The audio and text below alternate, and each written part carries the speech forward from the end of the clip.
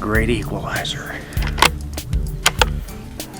I have to watch the footage, but I seen him jump, so I'm sure I hit him.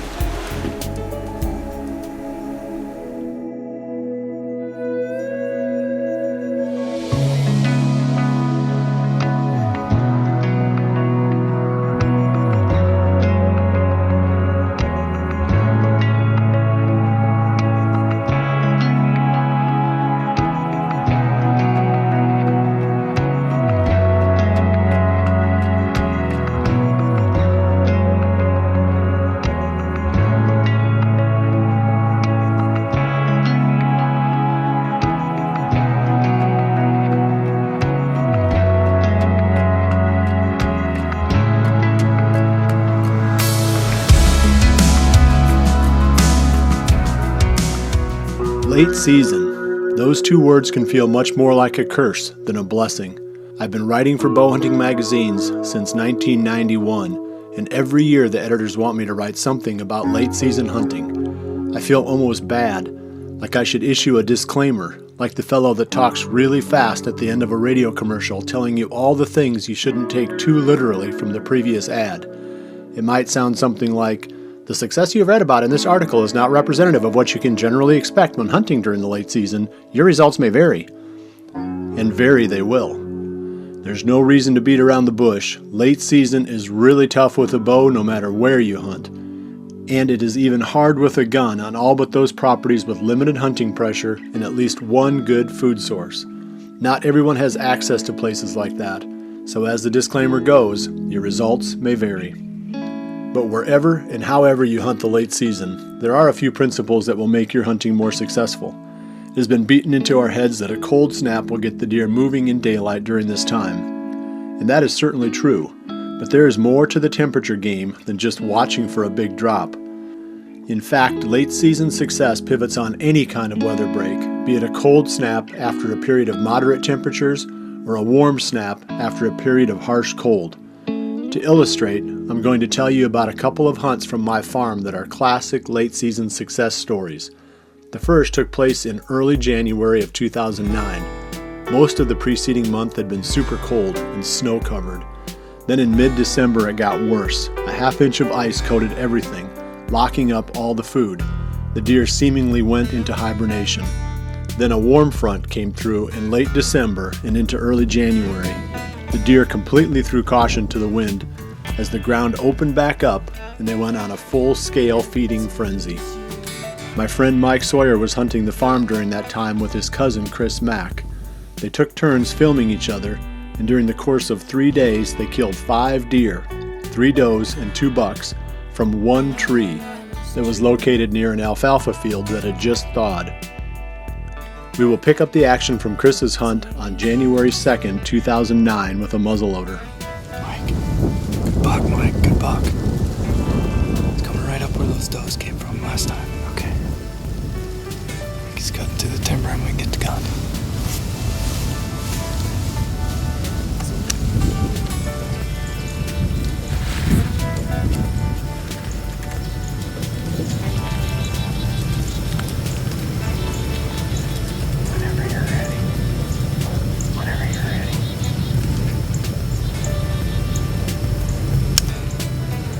Meh. Ready? Yeah.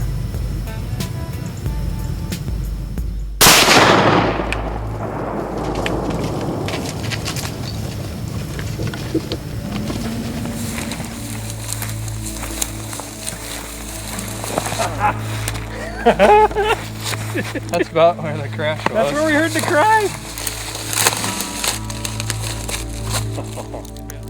The next evening, in the same tree, Mike took a giant 8-pointer, one of the biggest 8-pointers I have ever seen on this farm.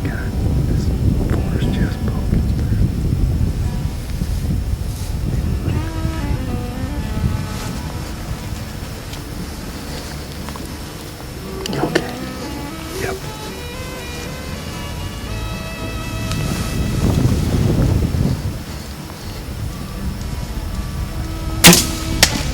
Nice shot,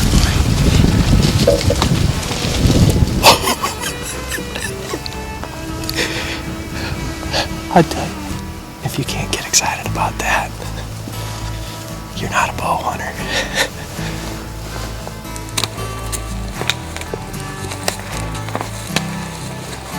There he is.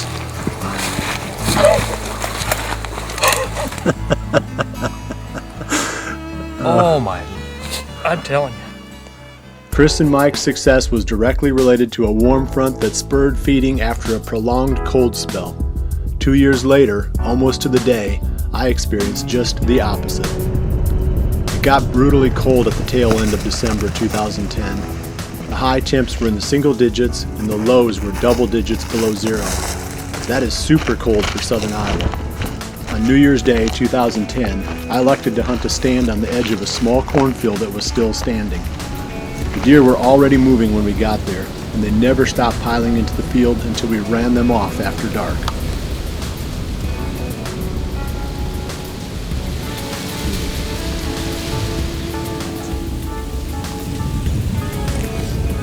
That's him. He's just breaking out down there. It's him.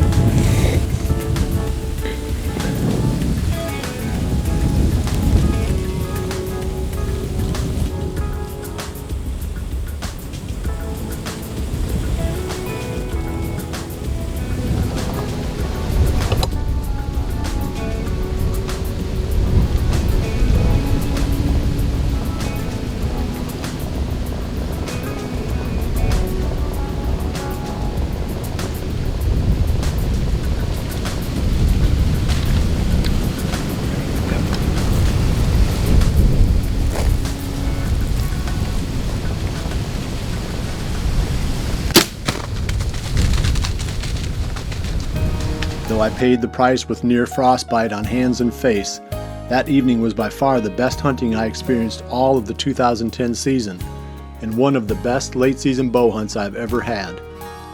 The key to the hunt was the same one that brought Chris and Mike such a great hunt 2 years earlier, a significant weather break, this time the first really cold snap of the winter.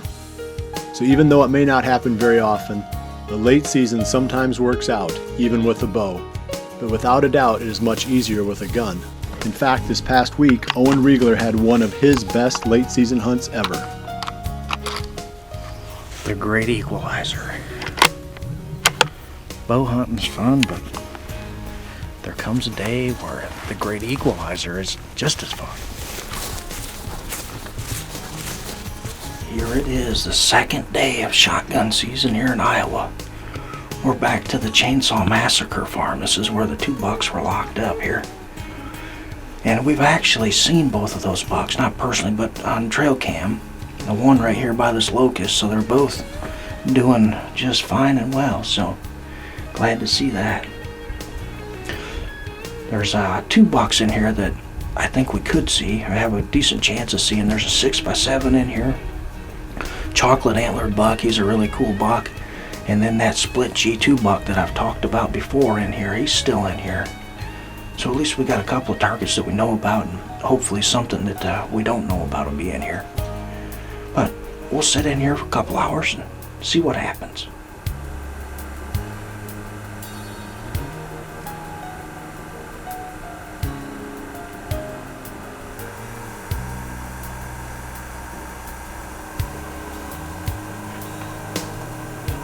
Man, they're putting on a mega move already. It's not even 4 o'clock and they're just filing out.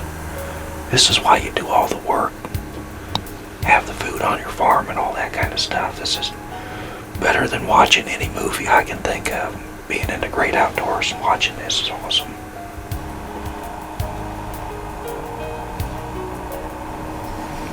Heart's beating already. That's the one we were talking about, that 6x7. And he's headed this way, boy.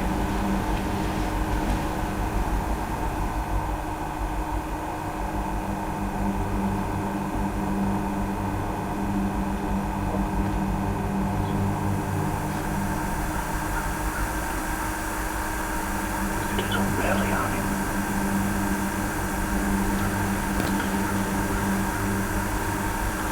Obviously he's shrunk down after the run. He's got a big old belly on him. You want him there?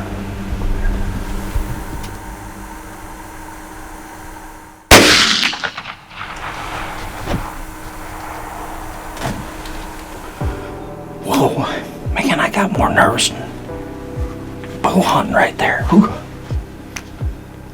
That was one of the deer we were hoping to see in here, that 6x7. Chocolate antlered. He looked like he was a little either run down or hurt or something. It's only 4:20. It's still a whole nother hour till dark.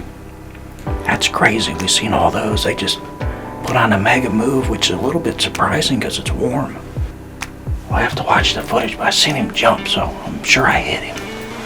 Next one up should be that one with the tall brows. There he is right there coming up the terrace. Man, is he ever gorgeous. I got 3 years of history with that buck. That's the other one we talked about. We got in here, that split G2 buck. Oh, hunted what, 35 days with a bow. Never laid eyes on him or this 6x7. We just couldn't get a shooter in front of us. That's the way the rut is, it seems like, you know. They're so haphazard. Early and late almost seems like better when you've got, you know, food. Man, he's a beauty.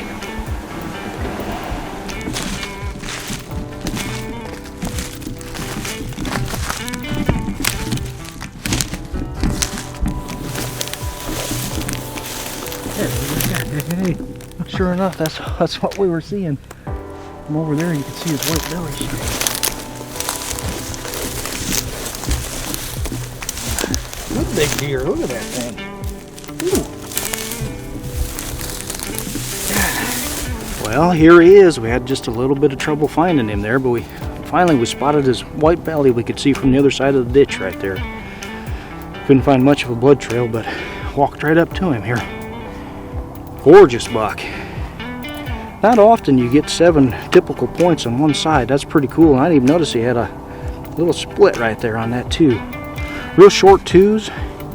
3's a little better, but what a cool buck. And he looks pretty darn old to me. I wonder what he is. It'll be interesting. We'll send his teeth in as well and get him aged, but he's one that just showed up about the end of the rut. He came in, we started getting pictures of him, and he was one we wanted to target along with that split G2 buck. So awesome evening, one of the best I can remember. Awesome hunt. Now it is time to check in with the rest of our teams. Many of them, myself, Jared, and Josh Sparks included, are riding the pine, on the sideline, waiting for the official restart of Iowa's bow season that will come right before Christmas. However, Josh Honeycutt has been hunting regularly in Kentucky. Josh's target during the past 3 weeks has been a buck he calls GP. The saga began on November 22nd when the buck stepped out behind a doe and offered an open shot. Bah. Bah.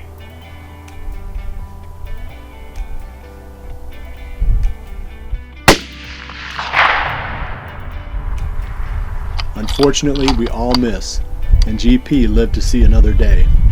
Josh's next encounter came on December 10th.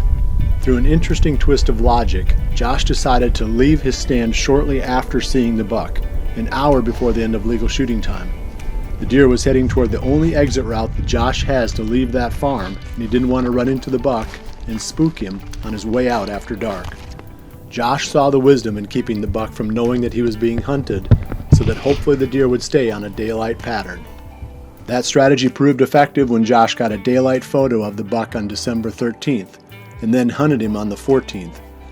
The buck was one of several deer that came out that evening, but unfortunately he entered the field after camera light, so Josh snuck off without the buck being any the wiser. For sure we will update you again next week on Josh Honeycutt's quest for this cool Kentucky buck. We have another intern with an Iowa tag. If you remember Grant Noble from back in November, he is Jared's intern. These guys are here to work and learn. It is not like they have unlimited time to hunt. So Grant decided to take advantage of the break in Jared's hunting schedule to get out for 4 days during Iowa's second shotgun season, which opened Saturday. After that, he plans to spend several days hunting Kentucky when he's home for Christmas. Like Josh Honeycutt's story, look for an update to Grant's story during each of the next 2 weeks. Finally, we come to Mike Reed and his lonely quest for a buck in the urban zone near his eastern Iowa home. In the urban zone, you take what you can get. Small timber tracks, no blinds, no food plots. It is late season in a tree, carrying a bow and hoping for a lightning strike. Mike took several days off from hunting but renewed his quest on December 13th when he hunted over a picked cornfield. Though he saw decent deer numbers, he didn't see any mature bucks. We will also keep following Mike's quest in the urban zone as we run up to the Christmas season. Well, that's it for this week. By late season standards, it was pretty good. But now we look ahead. I've heard rumblings that Owen Reigler is at it again. He took a friend out in his farm and successfully tagged another buck. I'm sure the details of that one will surface soon, and the other stories we've been following will continue to play out. Late season is gun time. This is when many of our teams pull out what Owen calls the great equalizer. Most of us will be back with bows in hand, but for now it is fun to watch stuff actually fall. Like gun rider Craig Boddington once told me, bow hunting is like shopping and gun hunting is like buying. Well, gluttons for punishment that we are, we will be back to shopping again soon. These stories and more will continue to unfold right here every week. We appreciate you joining us on this journey.